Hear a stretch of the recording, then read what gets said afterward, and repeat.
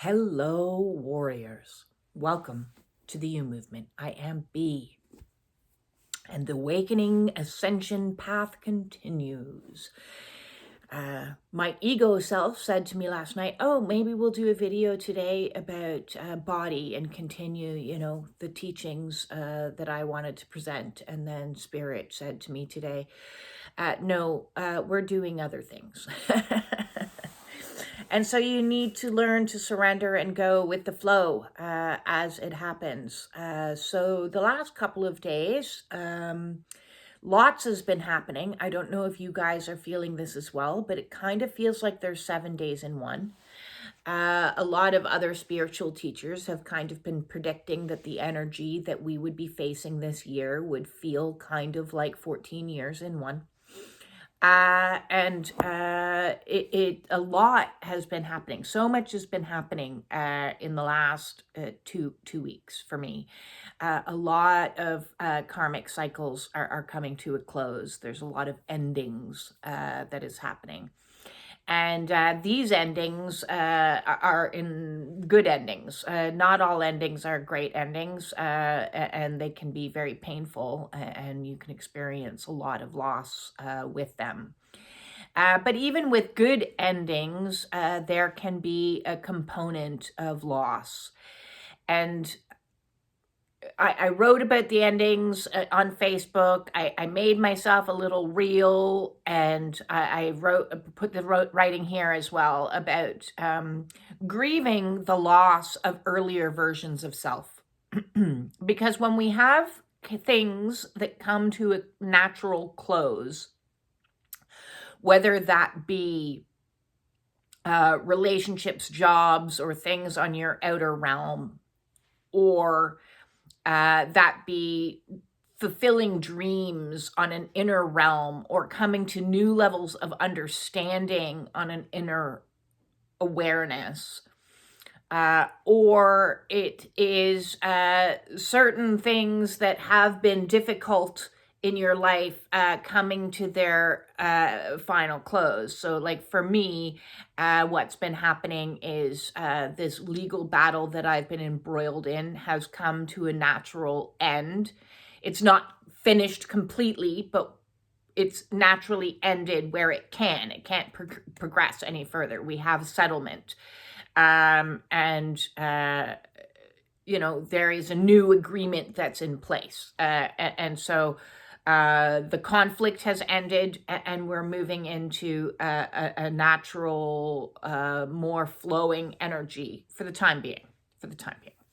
My pain situation that has been plaguing me for 5 years, I finally know exactly what the problem is. And I am trying to heal it myself. I have discovered that I have a discernible channel that was in between these two teeth, was the exit hole, which I couldn't identify as a hole because it was in between two teeth, and the x-rays or none of the scans identified it that I had, and I've had many, many, many scans.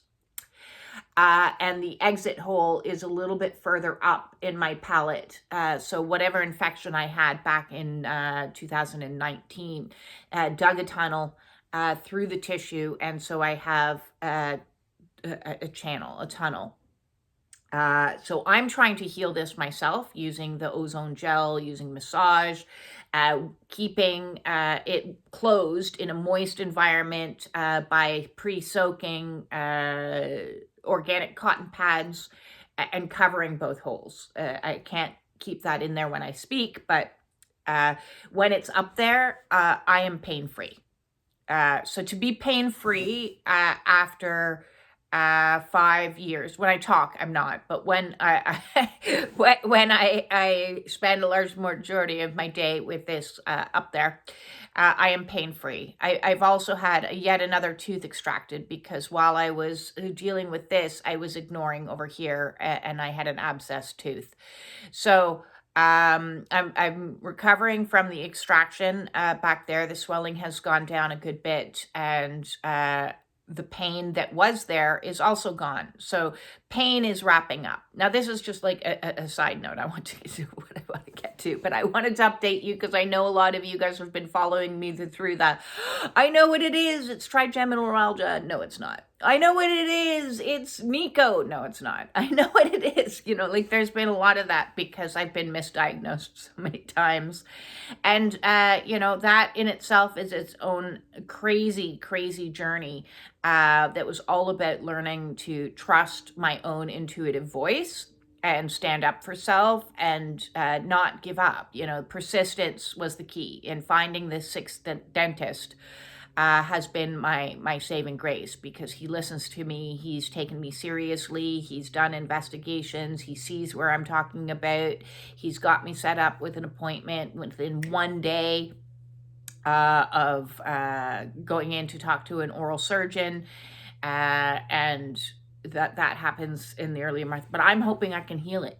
Now that I know what it is, I'm hoping I can actually heal it by creating an environment for healing. So, give me another week and let's see if I can manage to close up those holes anymore by promoting some cell regeneration through the aloe. But anyways, side note, other cycles that are closing, you know, I've had this 40-year-long dream to be an actress and to do acting and to go to auditions. And so that was like, even if nothing comes of it, like honest to God, just doing that was like the best day, one of the best days of my life. To fulfill a dream, to get a call back, to go into an audition room with a whole bunch of other like beautiful people and to be treated, you know, kindly with respect, like all the other beautiful people. And, you know, that was huge. So that was a positive karmic cycle, an ending of a dream, fulfilling a dream. So you can see that these cycles that continue in our lives, this wheel of fortune, so to speak, as it spins. Sometimes it spins really fast and sometimes it's a really long cycle. So we've got a 5-year cycle in play. We've got a 40-year cycle in play. And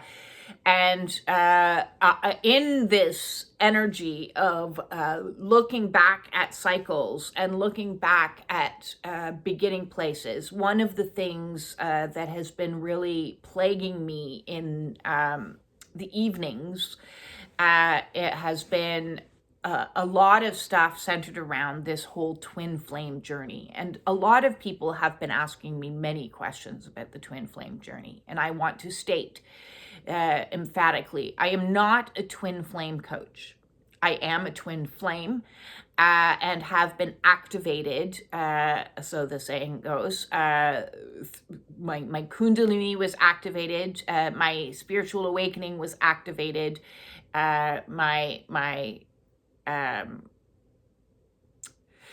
entire transformation was activated through a catalyst soul, a connection with somebody that I had soul recognition is. And what is soul recognition is when there's like a deep, profound knowingness that you know each other. It's like, I know you. You see divinity in them, and therefore you're seeing your own divinity through them.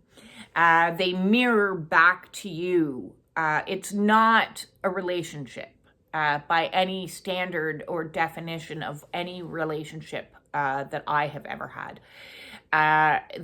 It's so beyond our mental understanding, and the more we try to put it into a box and define it as it is this or they are that, the more we struggle because it is beyond us. This is God's plan. This whole twin flame journey has been God's plan, and in a little bit of a way, I feel like my cycle on this journey is coming to a new place. It's ending of a certain aspect.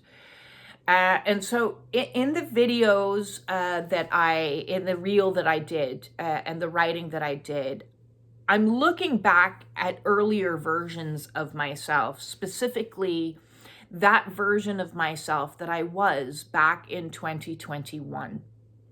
And 2021 was a very profound year for me. Although my awakening had already started, and although I had already had multiple interactions on a business level with this person, I didn't at that point have any like awareness. I didn't have any awareness of twin flames or kundalini. Like I knew these words, but knowing words and experiencing the meaning of those words are two totally different things. You know, I had an awareness of these things existing in the world, but they had no influence in my life, so they weren't really very important to me, to the me that I was then.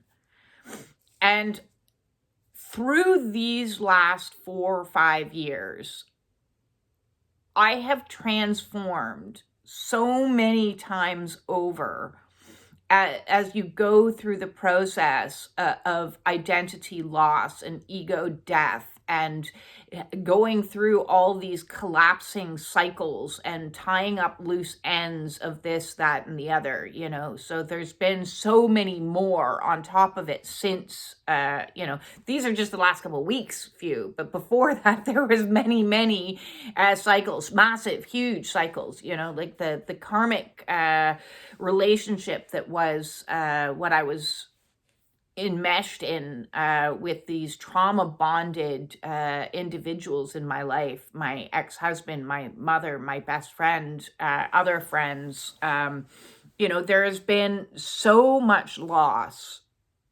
And if I leave any legacy at all on this planet, it is that I want people to know that it's okay to feel things. And one of the things that we need to feel is grief. So we need to grieve not only the losses of those people that came and left, but we also need to grieve the earlier versions of ourselves that came and left, that are no more. And that woman back in 2021, you know, and I've done this not just for her. I've done this many times over for my inner children at different ages and different time periods in my youth or much earlier in my adult years. Throughout this awakening process, it's like the ghosts of Christmas past or something, except there's way more than 3. And they come and they bring you back to an earlier time, a revisitation of an earlier visitation, or earlier version of you. And you know, it's to help you heal that earlier version of you, heal the wounds, get the apologies that you've never got back then, get the care and the comfort and the gentleness. And so that's where the process of reparenting really came through on this journey, you know, as I visited earlier, younger versions of myself, early child. And I have pictures in my room of me at different ages so that I can honor those inner children, the many of them. And today I'm sitting in honoring that woman, because the person that I was in 2021 was so full of hope for the first time. This was really the bliss phase of my awakening. And I was determined to lose the weight. I was determined to change my life. I had a new grasp, a new lease on life from the beginning of, you know, well, through 2020 was kind of like the start up, and then through 2021 is when it really kind of kicked off. And I got myself my first agent. I got in with a group of people that I was like, oh yeah, this is my tribe. This is amazing. I was losing weight left, right, and center. It was just falling off of me. I was listening to empowering music. I created an awesome playlist back then that I highly recommend. And I'll put the link for that in the description below, which was my original Unfuckening Movement playlist to get me out walking. It's over 8 hours worth of inspirational, high beat, you know, walking music to get me out and pilgrimaging, although I didn't know it as pilgrimaging then, and I will talk more about that in tomorrow's video. But this woman, for the first time in a very long time, was feeling hopeful after years, like 5-6 years of like severe depression. And I had tried all of the normal things that you're supposed to do, the counseling, the medications, you know, and nothing was working, because the problem was, you know, you can't solve a problem while you're still in the problem. And I was in the problem. I was living with the problem. And it wasn't until my environment became less toxic that, and therefore I felt a sense of freedom. So that woman was really the pre-warrior, the hero of my story, because she got the inspiration. I'm not the same person now as I was then, but she was inspired to make change. She was inspired to say enough's enough. I'm going to take the reins here and direct my life as I need to direct it. I'm going to save myself. I'm going to be my own guru. I'm going to solve these problems on my own, and fuck you if you're not going to get in alignment with me, kind of thing. So I had asked for a separation earlier in and around that time. And of course, that was a separation that never resulted in anything ever happening. You know, it wasn't until later in 2021 that I was like, I want a divorce. But, you know, so many times in that, I just want to say, you know, because it's very difficult to leave toxic relationships that you are trauma bonded because of the cognitive dissonance. And I've talked a lot about that. But, you know, I so many times would be like, that's it, we're separated. You live your life, I'll live my life. We'll just coexist. And then, you know, they'd wear you down, and it'd be like, well, I guess I'm just resigned to that. This is my life. Okay, we'll give this another go. We'll give this another go. But so that was the state of my marriage, was on, off, on, off, on, off, you know, like, but never, ever, like, he never would leave or go anywhere, and nothing would ever actually change. It was just, he'd wear me down. So, here I was, I'm like, no, I'm standing up for myself. I want a separation. I'm trying, I'm going to make a difference, until he wore me down again before. But anyways, I just want to show how, like, you stumble and fall along it. You stumble and fall. But that version of me, back in 2021 was determined to make change in life. And then along comes in this twin situationship, this catalyst soul. And that version of me was still so naive. Even after 40 years, because I think I would have been about 48, even after 40 years, I was still so incredibly naive. I saw the best in people. Even though I was terrified of people and had mistrust in people, I only seemed to have the ability to see the best in people. Even my ex, I was deluded. There was a sense of delusion, and it wasn't a fault of hers. She was kind of programmed that way, to only see the good in people, because when you're raised by a narcissist, for your very survival, you are programmed with rose-colored glasses, because if you see all the bullshit and the abuse, and that's all you see, you would just die. Like there would be like, you have to keep relying on people that are hurtful. You have to keep returning to people that abuse you. You have to keep loving people that abandon you routinely, if not physically, emotionally. You have to love people that don't protect you. You have to like adore people that make fun of you and bully you and hurt you. And so that was all part of my programming, as negating any vision of maltreatment, and adoring those that seemed, seeing only the best, and not seeing the real. So that version of me was idealistic. That version of me was loving to a capacity that put her in harm's way more times than not. Because there was the element of codependency that was attached with love. Love meant, I'm going to give you all this love. I'm going to do anything and everything for you. Walk all over me if you so choose, as long as that gets me something, some sort of something in return.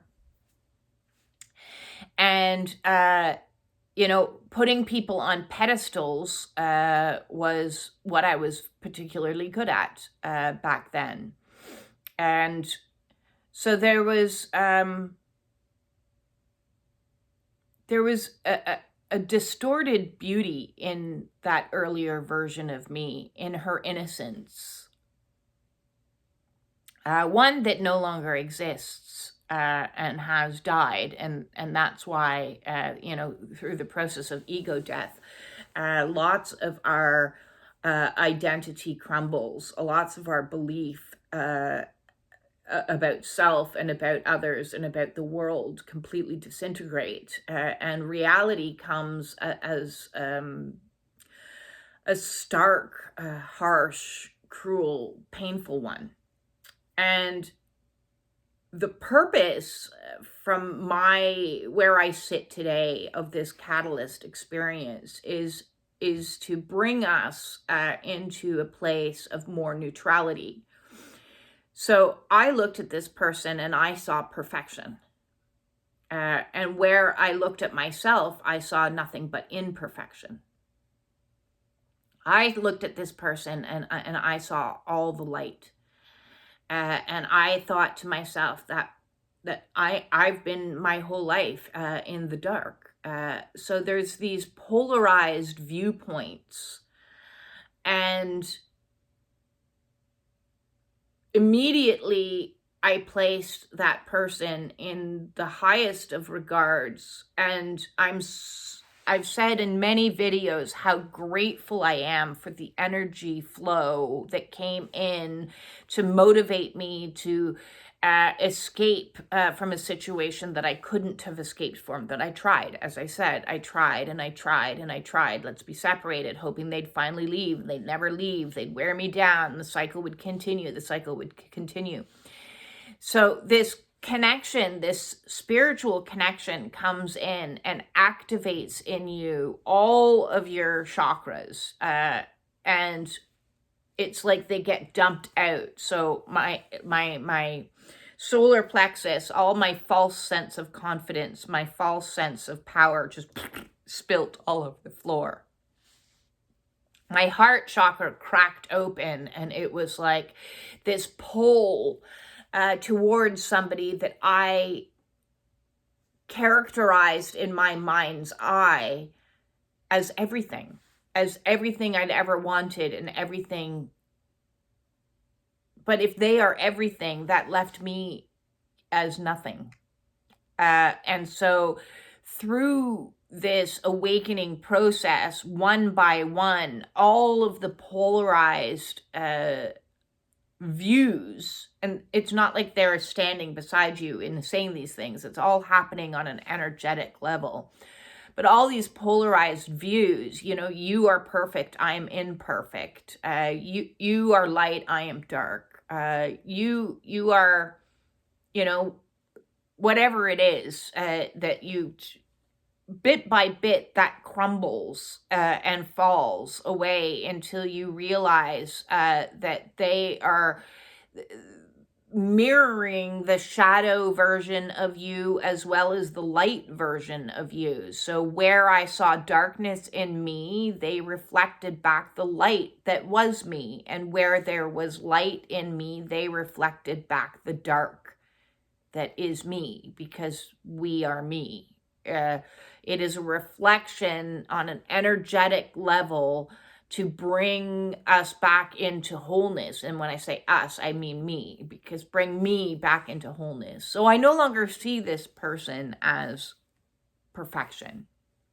Spirit has shown to me many times over, painfully so, the realness, the truth, that nobody is perfect. And where I am out of alignment, they too are out of alignment in the opposite, opposing energies, which is why there is like this push-pull kind of energetic dance that is occurring on the 5D as energies are coming in and merging together. And where they had confidence, I had none. And where I had confidence, they had none, on different levels. Where I had strength, they had weakness. Where I had weakness, they had strength.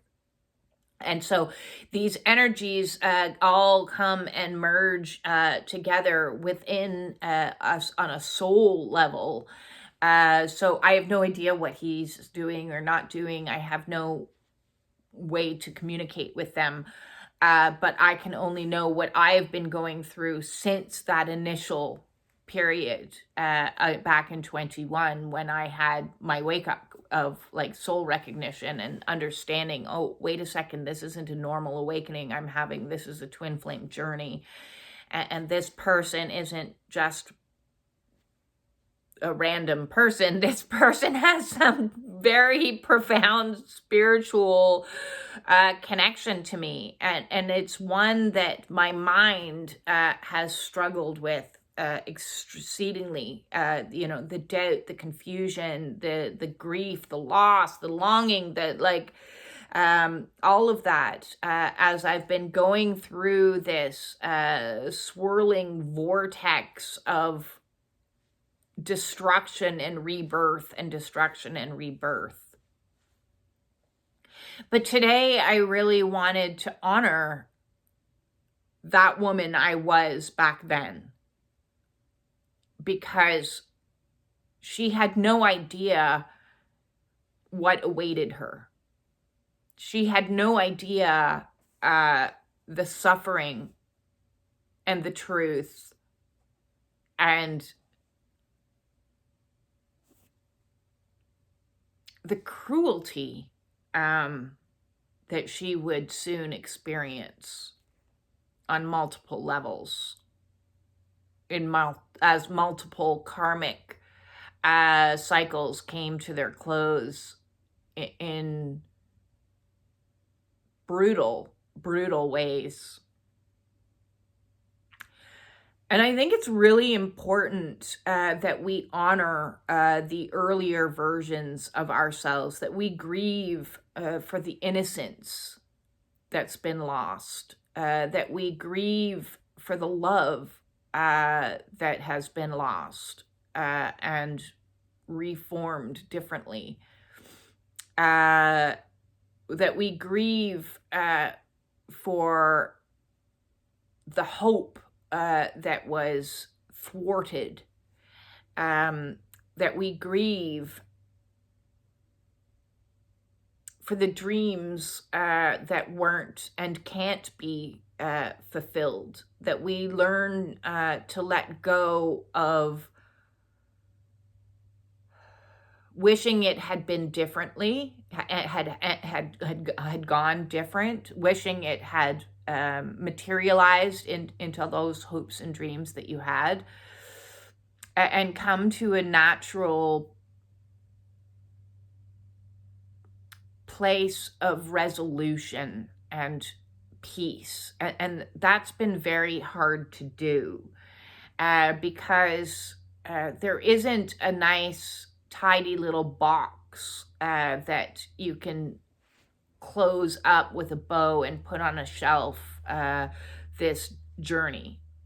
From my experience and from dealing with many other clients as well as friends that are also on this journey, it remains an open sore or an open wound for many, many people. You know, you don't get the closure. You know, people talk about closure and, oh, the silence is the closure. Well, silence doesn't feel like closure. Silence feels like, I wonder what happened. It feels like more questions. It feels like an open box. But we need to find ways to take the box, even though we know it can't necessarily be closed, but to put it away and say, maybe one day that cycle so too shall close and come to its own fruition. But that day is not today. But today we can honor the starting point. We can honor the person we were when we first stepped into that situation or first became aware of that situation. And I know a lot of people, because many people reach out to me when it comes to twin flame things. I seem to be, and this is soul, this isn't me as a person. I seem to be some sort of a magnet for twins. Like everybody in my sphere now is either on the journey with awareness or on the journey and they don't know that they're on the journey yet. And I will put money down on certain individuals telling me in the next 2 years that they think they've met their twin. I'll put money down on the people that have said to me, I'm on a spiritual awakening, but I don't know if I have a twin. I don't think I've met my twin. I will put money down. So there's an active bet. Not a lot of money, maybe $1. I'm not a gambler. But if I was going to gamble my $1, I'm going to gamble it that you just haven't had soul recognition yet. Because as I said, I would have first crossed paths probably with my twin back in 2015, 2016, somewhere like that. But actually, that's even also not true, because I actually probably would have crossed paths with my twin when I was in university, in college. I mean, because we went to the same college at the same time. And it was a very small college. So the fact that we probably walked by each other in that time period, yeah. So yes, I will put money down on the fact that if you think you are on a spiritual awakening and you have yet to meet your twin, that if you're in contact with me and talking with me, because honestly, I've gone from living in a little small bubble all by myself to like hundreds of twins coming and contacting me routinely, asking me this, asking me that. And as I said, I'm not a twin flame coach, but I don't call myself that. I call myself an intuitive counselor or spiritual guide or Reiki Master. Those are the kind of terms I use for myself, light worker, starseed. But I will happily coach you if you're stuck on this journey and you're looping, because, I've been through it. So from experience, I know a lot of things. I know the do's and I don't know the don'ts, and I know the pitfalls, and I know where you can really shoot yourself in the foot. And you shoot yourself in the foot when you paint this as a normal relationship, because a normal relationship it is not. It is a divinely guided situationship that is designed for you to come into alignment with you. So union with self first and foremost, and that means realigning all your shadow and your light aspects into alignment of divine love for self. So loving on yourself, loving on your innocent version of yourself that came before, loving on maybe the not so innocent version of yourself that made mistakes before. I made a lot of mistakes in my life in my young 20s. I was, ignorant to how my actions had influence and effects on other people, and I tripped up and I fell over myself a good few times. And then you learn, right? So it's coming back into alignment with self. It's forgiving ourselves for our mistakes. It's learning to do the healing work, to sit in the shadows, to take ownership, to sit in the muck, to unfuck, to reintegrate our inner children, to learn what it is to unconditionally love. And that means unconditionally love self. So through this heart activation of feeling an unconditional love for another human being that is not in your presence and, oftentimes has done things that, and I've heard all the stories, has done things that have been, not less than stellar, not nice, cruel even. And you're like, why do I love this person? Why can't I give up on this person? Why can't I stop thinking about this person? Because God put this unconditional love in your heart as a teacher, as a guide to bring it back to self and learn to love the fuck out of yourself. Love yourself so much that you don't tolerate, regardless of the fact that you love them, you don't tolerate how they're going to treat you, if they're going to treat you poorly or badly or with disrespect, because, hey, wait a second, I love you, but how you're treating me is shitty. Goodbye. And I'm going to still love you, but I'm going to be protected in my boundary over here and not tolerate that nonsense. I'm going to love myself more so than I love or covet you, And in coming back to self, in coming back to creating healthy boundaries and learning how to communicate, learning how to process through your own emotions independently, learning to go through your own purification process that is a spiritual awakening. It's unavoidable. Learning how to see correctly. So you are no longer seeing in rose-colored glasses, seeing somebody else as all perfect. Nobody is all perfect. People have shadow, people have light. That's why the logo is what it is. It's learning to love both aspects. It's learning to say, okay, you've made mistakes, but you're atoning for your mistakes. You're doing differently than you used to be. You're not the same person either. Nobody is the same person that they once were. There's a song by Pena, I think is his name, is like, will you love me for who I am now? Maybe that should be today's. I'm not the same as, I can't remember the lyric, but I absolutely love that song. Because I'm not the same. And those that loved me for what they got away with me in my 2021 version of self probably don't love me now. They probably wouldn't want me now, because now I have boundaries. Now I have stronger ethical stances. Now I have my communication and saying, no, I'm not going to tolerate that. Now I have vision and I can see through the masks. I can see through the bullshit, where before I was blind, my God, now do I see. So seeing is not always the most wonderful thing, but I'd always much rather see the truth and see people for who they really are, and be able to gauge where they fit and how close they fit into my world. How many boundaries can they pass? Because we have multiple boundaries, right? We have our, our inner sanctum. Who gets access to your bedroom?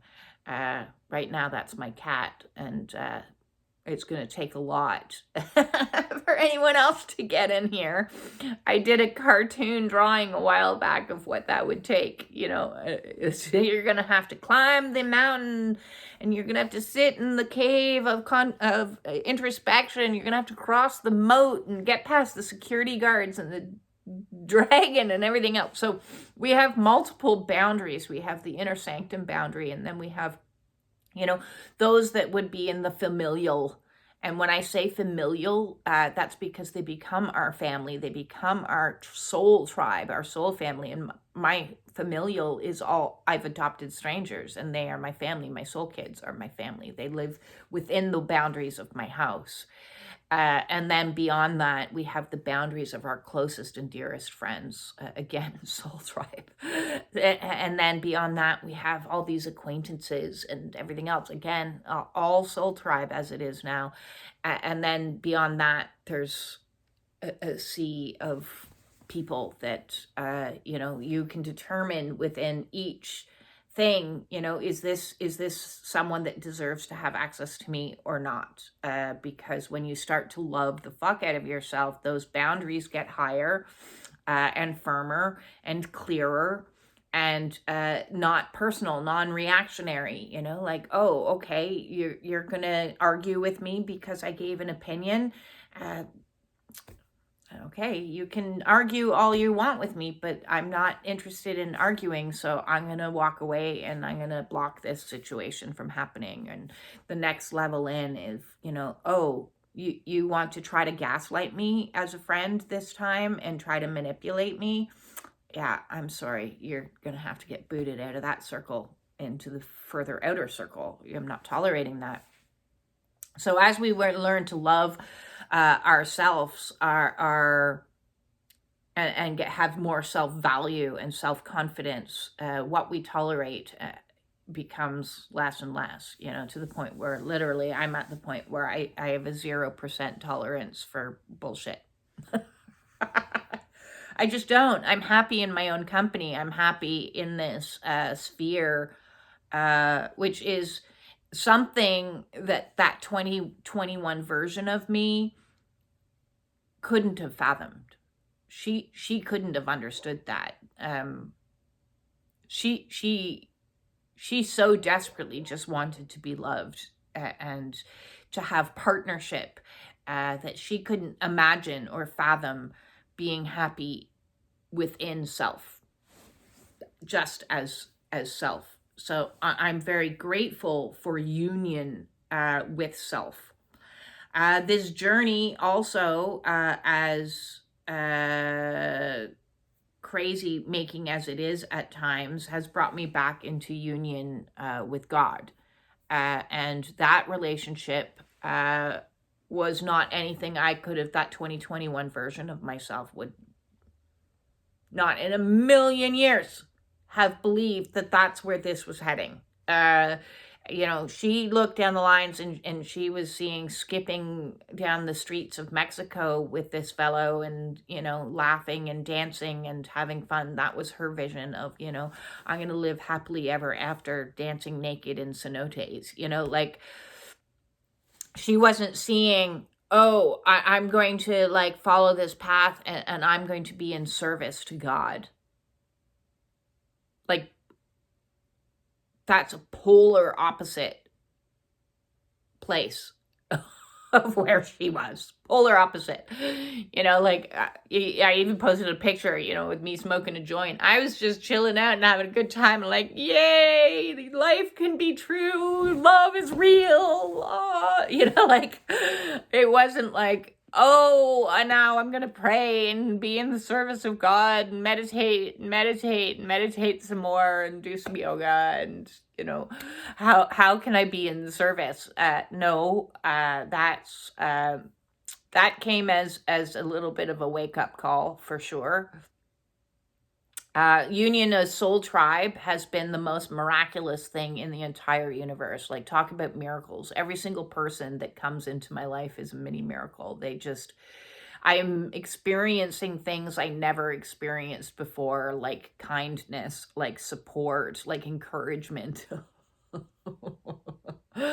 It's mind-blowing. But you see, back when I was that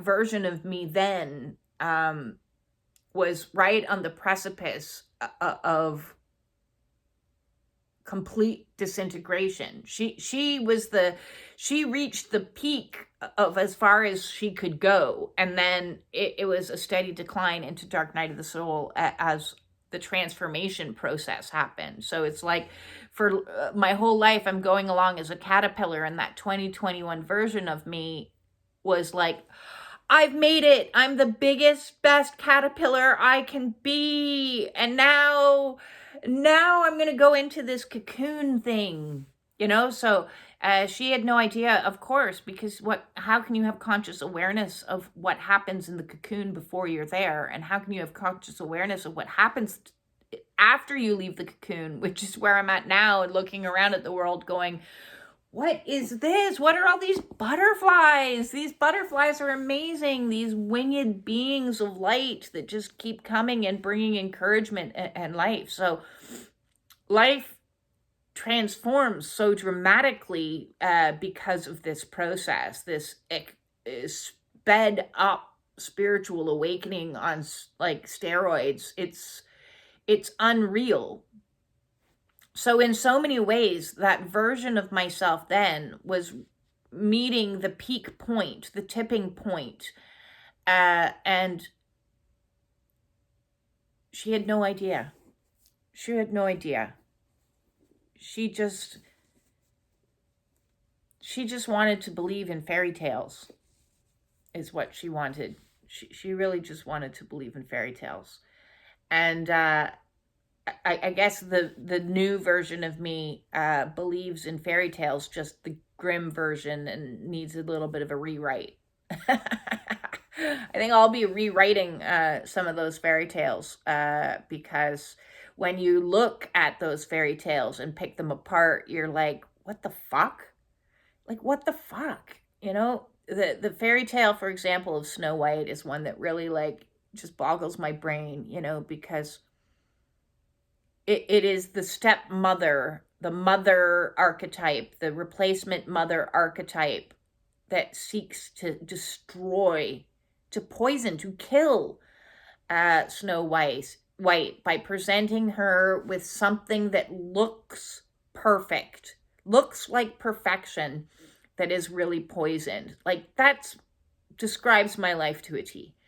And then this nasty stepmother who is jealous ultimately of the energy that Snow White possesses hires a hitman to take out Snow White. And then we look at this hitman as in like, oh my God, you're beautiful, you're amazing, you're the best thing ever, you're my happily ever after. And I was like, what are we teaching our young girls? What are we teaching? Or the Beast, If you just tolerate Beauty and the Beast, if you just tolerate the fact that he's a beast, or Aladdin's a thief, like, what are we teaching our young girls to think if I just transform myself like Cinderella, or if I just tolerate things I shouldn't tolerate, if I just allow myself to be put in harm's way, then magic is going to happen and I'm going to live happily ever after.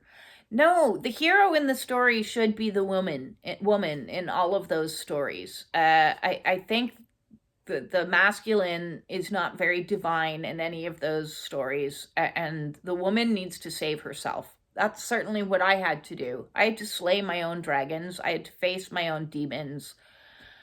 I had to face the darkness all by myself and transmute the craziest of things and pilgrimage through my own hell and mystical forests and come out the other side still in a place of balance, or maybe it shouldn't say still, but for the first time in a place of balance between masculine and feminine energy. So I am grateful for union with self, union with God or the divine, union with soul tribe, union with mission, sitting in front of this camera and assisting others through their awakening at times I thought was absolute insanity, which it actually probably is, but maybe insanity is the closest to being in sanity that we can get in a world that is crazy. Yes, what is sane is actually crazy, and what is crazy is actually sane. More and more, I see the opposites in absolutely everything. It's like going through the looking glass and, or, Alice in Wonderland, and landing in a place where everything is opposite. And that's what this journey has been. This journey has been an epic venture to self. And now I know that a lot of you out there still have communication with your twin. And I think that's fantastic if you do. My only offering to you is that I will recommend that you take it slowly and take your time cultivating union with, divine partnership, divine union, slower than you can possibly go slow, because their mission isn't finished just because, you're now talking. That begins the next mission. So it's like Mission Impossible was getting us to mission with self, and now Mission Impossible 2, but they're all possible. But Mission Impossible 2 is getting into a place where you can be in the same room at the same time without triggering the bejesus out of each other, because the triggering is divinely orchestrated to help you heal. Wherever there is a trigger, there is a healing attached. So they're doing you a favor, despite how it may feel or how it may look. The silence that I got, the ghosting that I got, was a total trigger, because it triggered me all the times in all the relationships in my life that I was either put on the long finger or ignored, like send out a text to somebody and be ignored. That's played out. I'm just not important enough to respond to. So yes, that would, then I'd have to be like, okay, I got to go sit in this, and I have to like meditate on this, on what this trigger is bringing up for me. So for those that are, coming into contact again, and I know there's a good few of you right now, and the energies that is happening right now is assisting and facilitating this, so that, before we've been doing a lot of energy exchanges in the 3D, the 5D, and those energy exchanges continually happen whether you like to or not. You can't like cut yourself off from yourself. So as I said, this is the opposing version of you. This is the shadow version of you. So the shadow version of yours, I've also heard it described as like you're a sock and they're the inverted version of the sock, the inside out sock.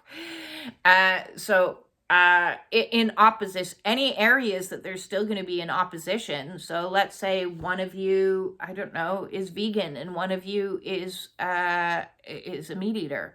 You're going to have to come into a place of neutrality where you're not getting hostile and judgy over it. Or one of you is very, has lived your life having very staunch values in regards to sexuality, and the other one's a bit of a player.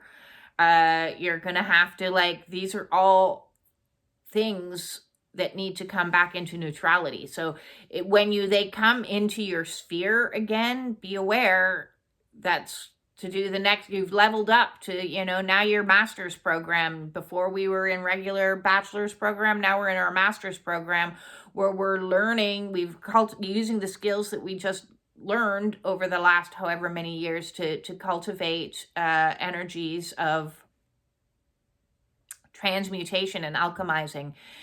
So it is by actual twin flame coaches, because I have taken courses now, but it is said that when you come back into contact, it's very frequent that they're going to come back in wonky, that the energy is not going to be exactly, it's not going to be some fucking fairy tale where they're showing up at your door with flowers just saying, it's you, I've always been in love with you. It's not a romance novel.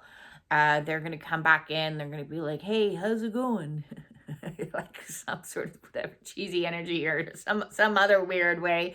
And you're going to be like, what, so it's going to still be like this. And they say that it takes probably on average, so this is to answer all of the questions I've gotten lately, like it takes on average about a year to neutralize the energies so that you can be like in that flow state, that alignment state with each other, because both need to have done the shadow work. Both need to have done the inner child work. Both need to have done the atonement and, the self-forgiveness work. Both need to do all the 3D cleaning up of their messes and cleaning up their own karmic cycles. Both need to be coming in this with an understanding and a level of awareness to a certain extent. Maybe one is more spiritually advanced than the other, but with that there is some profound connection here at play. And let's see if we can work together for our highest and greatest good and for the goodness of all of humanity, because it is bigger than just a relationship. It's just not just a romance story. Those that make it to union, and there are some that do, those that make it to union know that this is part of a bigger mission, a divine mission, God's mission. This is service to God, to bring into balance these two elements of soul, so that soul is fully united and therefore exceptionally powerful. Exceptionally powerful. Like a battery has like a positive and a negative. And when you have a battery, it's like super powerful. But if you cut the battery in half and you only have a positive over here and a negative over here, then it doesn't light up all your toys. So we want to light up all our toys. There is the ultimate of coming together, working together, and that doesn't necessarily mean a romantic relationship. It may be a business partnership, it may be a friendship, it may be, a spiritual situationship, where we're like, okay, there's something here, let's investigate this to see and try to work it so that we can come into a place of ultimate power, because that final unification, as I said, is a powerful stance. I kind of look at it now. I don't know if they're twins, but I'm going to guess that they're twins. But I can kind of see. Ryan Reynolds. Okay, Ryan Reynolds and his partner. I can't remember her name right now. It's flown out of my head. Those two can create anything. Look, they're creating empire after empire after empire. They have like alcohol businesses, movie businesses. They've got a telephone company. Like they're just going to keep going and building and building and building incredible things. So that's in my opinion, and it may differ from some out there, but in my opinion, the whole purpose of it all these levels of union and coming into divine union is about the power of creation. Because when two of the opposite energies manage to figure out a way to get through all the bullshittery and clear all the blockages and learn how to work together as a team, even when they're like, why are you do that? Why, learn together to work as a team. Then they have the power to transform the planet. And we are moved into Age of Aquarius, and we are to build anew. I want to build an empire. Maybe you want to build an empire. We need to build anew. We need to take the old structures that used to exist in the world, the medical system, the education system, the farming and agricultural system, the political system. All of these systems need to be built anew. And for them to be built anew is going to require a certain degree of power. A huge degree of power that we've never seen on the planet before. And that's the way that it's going to be. is through all of these powerful twins coming together and working in partnership, in union, and however that looks. As I said, it does not necessarily mean like romantic.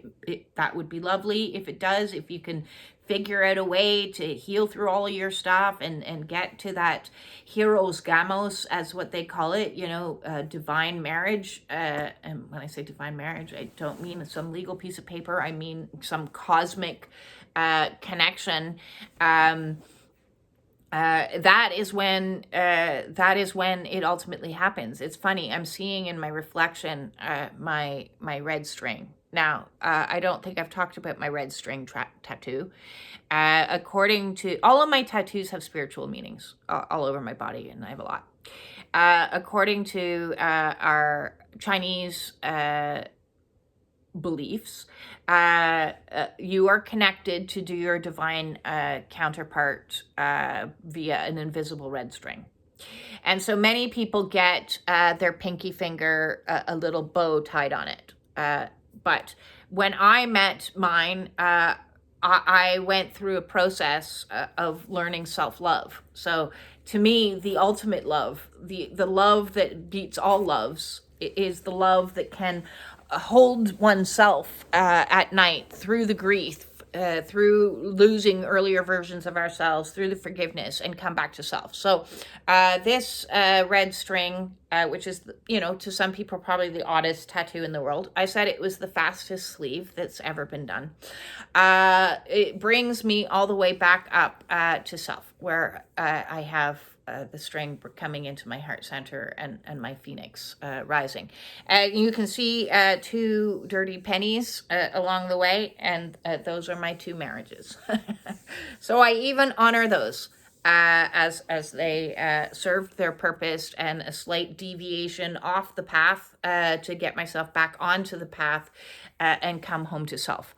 So union with self is the first and foremost on this journey.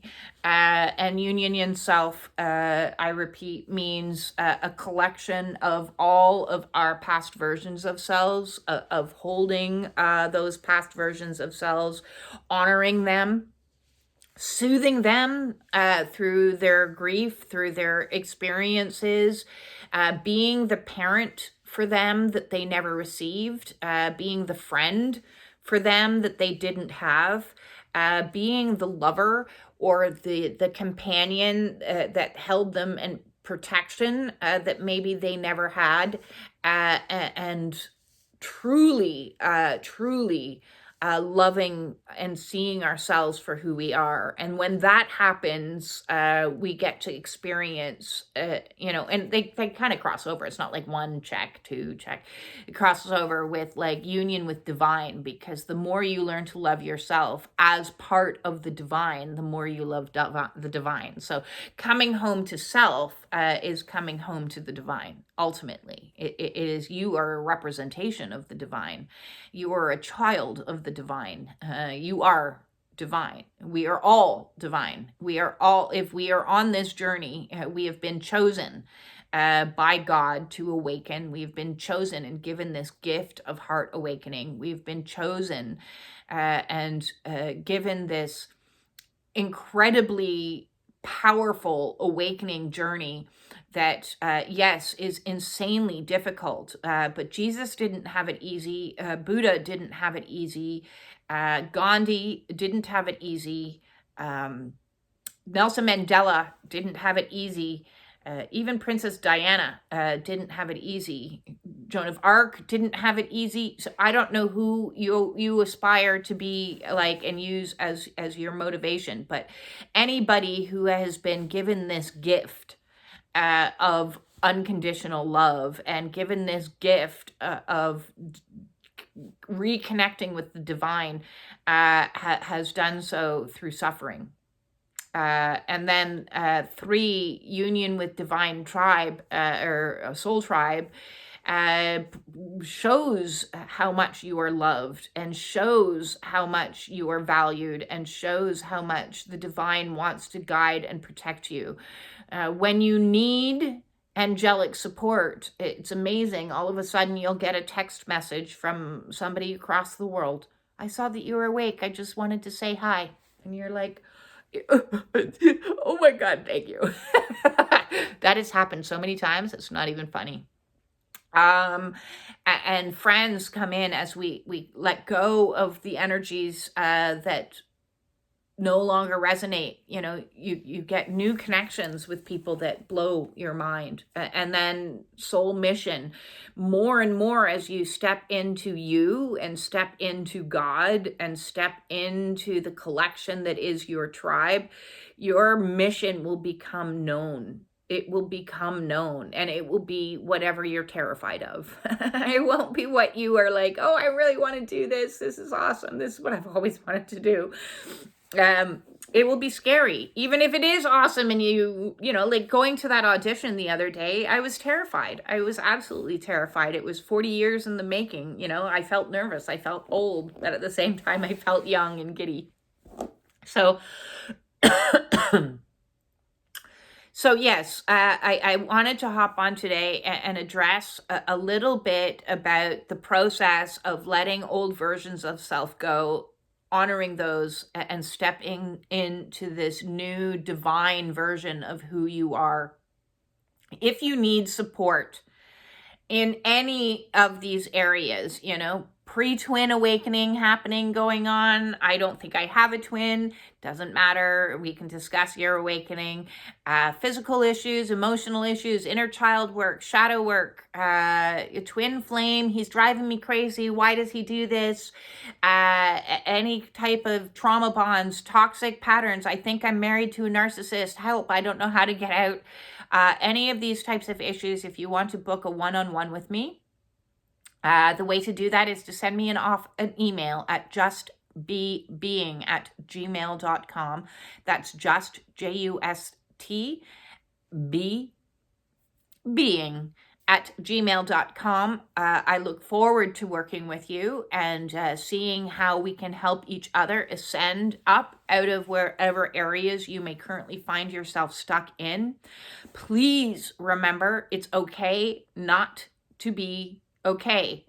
If you're not okay, that's one step closer to being okay than pretending to be okay. You're not getting anywhere when you're pretending. So as soon as you take ownership of the fact, I'm not okay, I'm in depression, I'm in anxiety, I'm in fear, I'm in whatever, you are halfway there already. So we can help. I have a lot of tools and strategies to deal with every single emotion that may arise. And I very much thank you and appreciate you. And I'm sending you so much love and understanding.